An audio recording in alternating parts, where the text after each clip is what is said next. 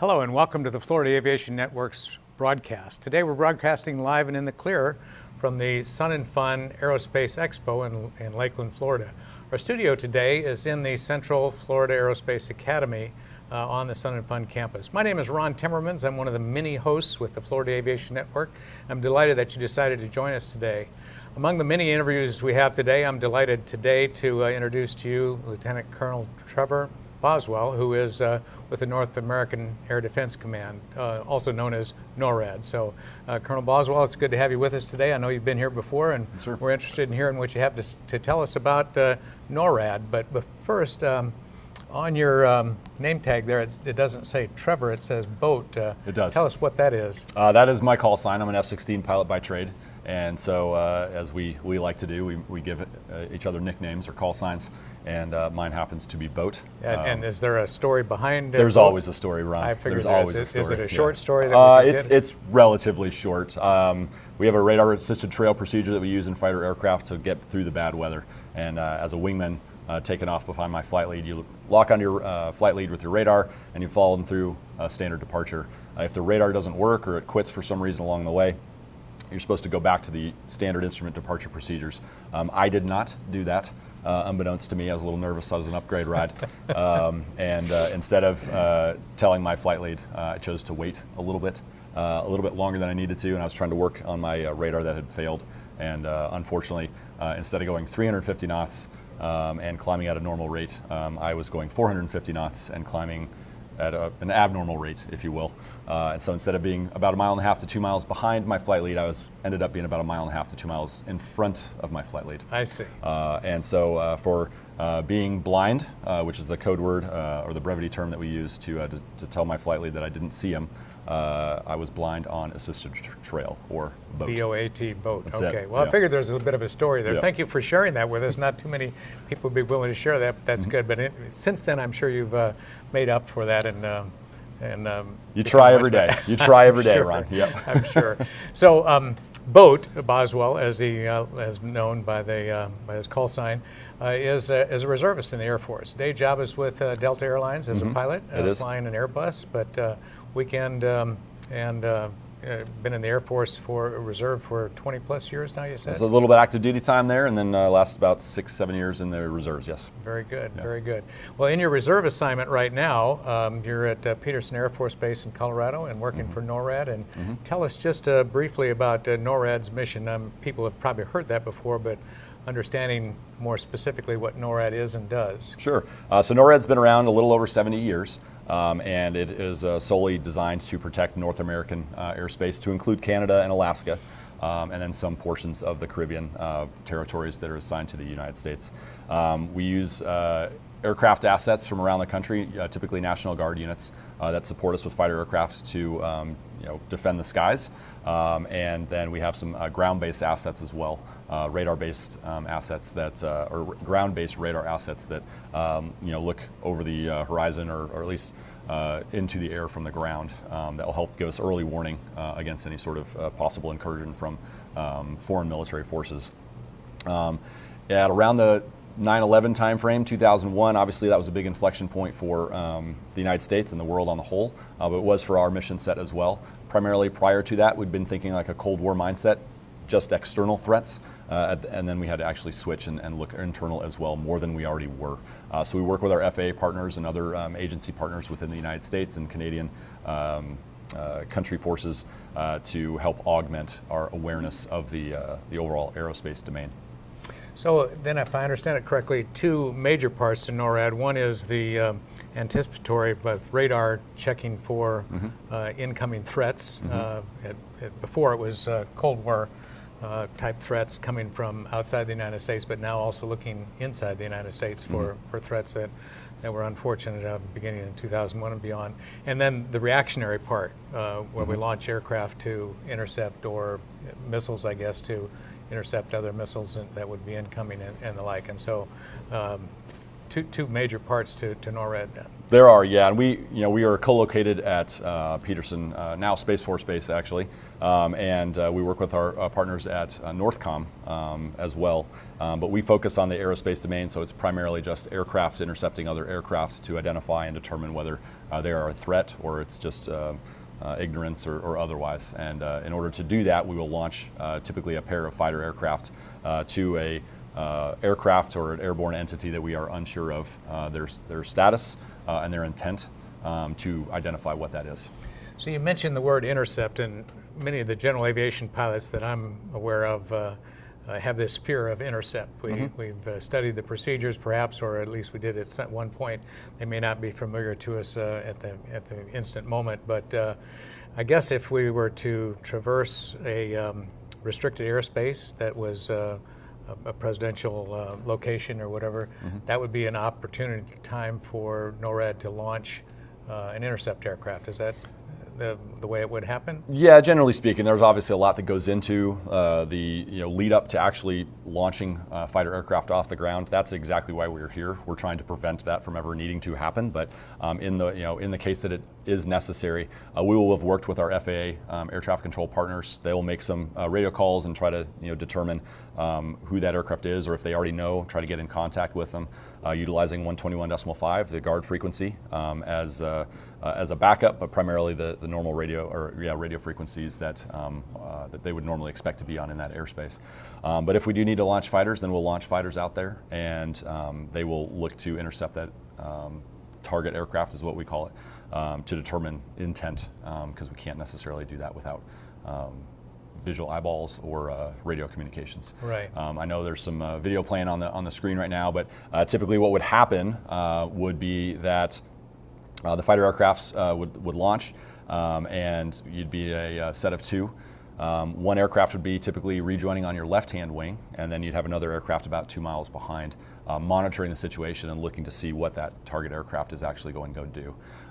The first aircraft on the left wing is going to come up and rock its wings and look to get your attention. If you're NORDO or incapacitated or something like that, that's exactly what we're trying to determine. What is the reason for why you're where you're at? And you can see that aircraft on the video is making a turn. If you see that aircraft make a turn away, then we'd like you to follow and just follow that airplane. Obviously, you're probably in a Cessna or a Baron or something that is not a F-16 in this example. So we don't expect you to keep up, but we do expect you to make a turn, to just follow in that direction. That direction is going to an airport that we're looking to lead you towards, or at least away from the thing that we are defending. Not all temporary flight restrictions are going to have fighter aircraft that are defending it. Some have unnecessary civilian traffic that we don't want to be a part of it. So like the fires out in the west typically have TFRs around them. We aren't going to defend that because it's just open land. But like you said, a presidential TFR, major sporting events, that kind of thing, those are the ones that will typically have defense assets assigned to them. And over the course of a year, do you have a number of how many times you have these incurrents? We'll typically launch around 3 to 5 times every week at around, we kind of estimate around $100,000 to $125,000 per intercept, or per launch, I should say. Not all of those aircraft that get launched actually go and end up intercepting the aircraft that we were concerned about. Sometimes that aircraft magically shows up on the right radio frequency, or makes a turn, or lands, at an airfield, or who knows what, any number of reasons. But fortunately, up to this point, knock on wood, we have never had to shoot anybody down from a manned aircraft perspective. But we're always there, ready to support the national airspace system. It's part of our defense, indeed. So I understand that, and this is important, perhaps even more so now because we're in a presidential election year. So we're going to see a lot of campaign stops at various places around the United States that we wouldn't normally have. And so, as pilots, we need to be well aware of TFRs, and they pop up frequently, and we can find out where the TFRs are on various internet sites. AOPA has a good site where we can learn where the TFRs are. If we use ForeFlight or Garmin Pilot as one of our cockpit resources, TFRs show up on our map there, and it's pretty easy to see where they're at, where I am and where I'm going, and make sure that I stay away from those.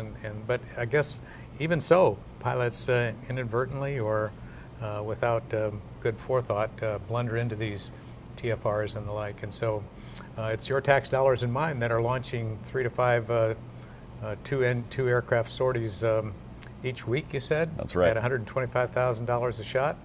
And that's an unfortunate waste of our taxpayer dollars that are needless and the like. But it's good to know that if something were about to happen that would be bad, that we've got intercept aircraft that'll do that. Yes, sir. So back just to summarize that, if I'm an aircraft pilot flying my Cessna or Baron or whatever it might be, Cirrus, and I blunder into one of these spots and didn't realize that it was a TFR, first of all, there's no excuse for that, but if I did it anyway, I could expect to see an aircraft come up on my left. That's correct. Is that correct? And then I would see that, and I would eventually recover from the shock, I imagine. Yeah. And I would see that aircraft's wings rock. That's to get my attention, when you already had my attention. And then that aircraft pilot would turn off to his or her left? Whichever direction makes the most sense Okay. to get the aircraft that we're concerned about moving away from the thing that we are defending. So like, the Democratic or Republican National Conventions are another thing that would typically have defended assets against, and we would turn to the left. If it was off to the right-hand side, we would turn to the left to help get that aircraft pointed away from it. So sometimes they might turn in front of the intercepted aircraft? So, like I said, there are two aircraft. The one that you see is not the one that you should be the most concerned about. The one that's about 2 miles behind you is ready to take action as necessary. But fighter aircraft are probably going to be going a little bit faster than yours. And so they will set up kind of like a racetrack pattern, if you will, to always maintain somebody in a position to take action as needed. So that first aircraft's going to peel away and then reset behind you. The second aircraft's going to come up. And if, depending on how close you are, how much of a threat you still appear to be after that first pass, they may attempt another one of those turns away, or they may do the quote-unquote headbutt maneuver, which I believe is what is being shown on the screen right now. And this is where they're going to put flares out, and they're going to turn across the threat aircraft's nose. And that is to give them kind of that one last chance to make a good choice and avoid any sort of hostile action at that point. Very good. So, although we're pretty plain about the potential hostile action, that's not your intent, of course. The intent is to diminish the threat and get the pilot safely out of that untoward situation. So, I don't think we need to worry about that, but we do need to be, as pilots, we need to be cognizant of where we are and where we're headed, and avoid getting into a temporary flight restricted area. So, have you flown any intercept missions yourself? Not here over the United States. I did fly alert missions while I was deployed in combat locations and things. Okay. But and where were you in similar, combat? In the I sandbox? was in Iraq. In Iraq? Okay, good. So you did some intercepts there, I imagine? Fortunately, didn't have to intercept anybody, but we did get launched to go take care of business, as we say. Okay, yes. That's good. Well, thank you for your service to our country, Absolutely. both in Iraq and now as a reservist. So that's good. So pilots, to be safe, we need to fly our aircraft efficiently, and we also need to be aware where we're at all times. And with the advent of ForeFlight, Garmin Pilot, and a moving map all over our cockpit now, there's virtually no excuse for you and me not to know exactly where we're at any one time, and to steer clear of temporary flight restricted areas and the like. And because we're in a presidential election year, there's going to be a lot of candidates traveling around the U.S., and those TFRs will be more frequent and in expanded areas. So please be aware of that and be cautious of that. So fighter intercepts, we've covered that, the procedure.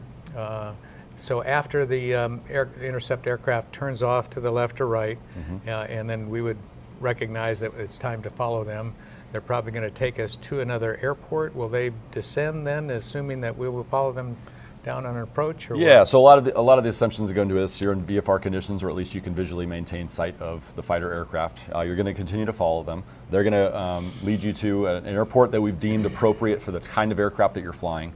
And throughout all of this, remain consistent. All right, we don't need aggressive actions. We don't need to put you in a situation. We are not intending to put you in a situation that is unsafe. So at any point you determine that it's an unsafe situation, then maintain level flight and be consistent. As long as you don't appear to be threatening, then we won't have any further issues. But that's what we were concerned about there. But yeah, like you said, we're going to lead you to an airport that has a runway that looks suitable for landing. You should expect to see light gun signals if we haven't been able to regain radio communications with you. Again, just to foot stomp this one, 121.5. If you can't talk to the fighter aircraft on the regular frequency, you can expect to speak to them on 121.5. At that point, as long as you're talking to them, then we're going to give you verbal instructions and tell you exactly what's going to happen next.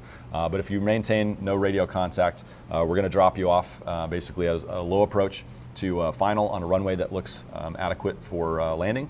And then you can also expect to see light gun signals coming out of the tower as well. Okay, good. You mentioned light gun signals. As I recall, if I were to inadvertently get into the freeze area near Washington, D.C., there's special light gun signals there having to do with lasers, is it? So those are some identification options, if you will. We typically don't utilize those, but there's potentially sometimes that those would be utilized. They are hard to see, so we do admit that they are hard to see, but depending on the time of day and everything else, and then the cultural lighting around it, it may be easier or harder to see.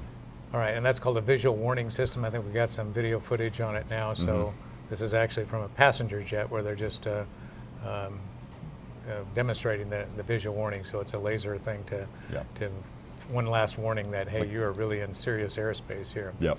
All right, so let's say an inadvertent pilot has gotten into a TFR and sees the intercept aircraft, turns and follows them to the airport, lands. Will that intercept aircraft land there as well? We don't expect to have that aircraft land unless they are out of gas. That would really kind of be the only exception to that. They will typically do a low approach, and then they expect to see the second aircraft, the one that was following you, set up an orbit over the top of the airfield.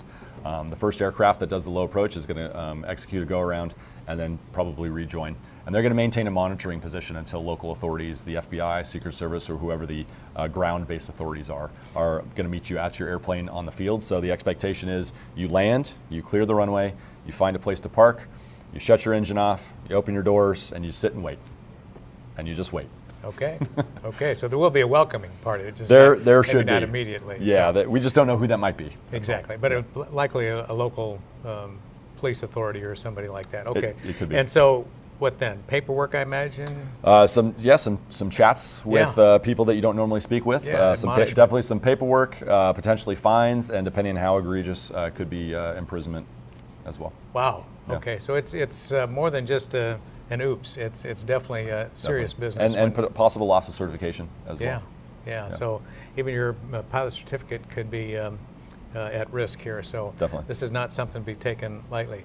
All right, so this has been the heavy part of this discussion. Let's talk about something a little bit lighter, like Christmas. Sure. Yeah. So it's April. NORAD has a special function just before Christmas. As a matter of fact, on December 24th. Is that when it is? That's exactly right. Yeah, and actually leading up to Christmas, if you ever have an Amazon device at home, you can always ask it to see where Santa is as well.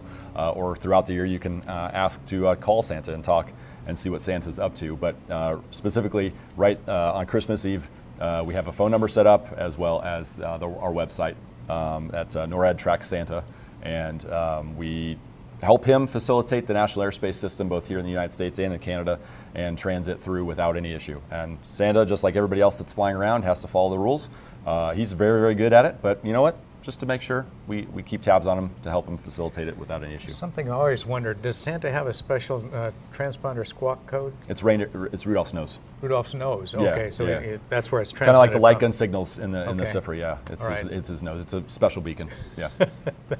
That's good to know. So the children in your house, even the adult children in your house that like to keep up with Santa, like I do, this is a wonderful thing that NORAD does for us on Christmas Eve. Allows us to keep up with where Santa is, because obviously Santa's busy. He's got lots of places to go, lots of toys to deliver, lots of cookies and milk to consume and the like. And so he's got to stay on track, and so he's got NORAD at his back to help him. Do you give him traffic advisories as well? Or does he's got his own flight path. Obviously, he's got a lot of places to go, so that's a very intense instrument clearance that he's trying to follow. So we let him do his thing. We were just there to help help with the visual lookout and that kind of thing for them. That's great. That's great. Well, these are our tax dollars that at work for many, many reasons. So it's good to know that one, we've got NORAD looking out for safety of our political candidates and other areas where we've got temporary flight restrictions, and it's good to know that you're also working hard on Christmas Eve. And Trevor Boswell, thank you very much for your service to our country in the Air Force, and good luck to you on your place with Delta and Light. Thank you for joining us today. So I'm Ron Timmermans with the Florida Aviation Network. We're broadcasting live in the clear today from Sun & FUN Aerospace Expo. Thank you for joining us in this interview. Stay tuned. There's another one to follow very soon.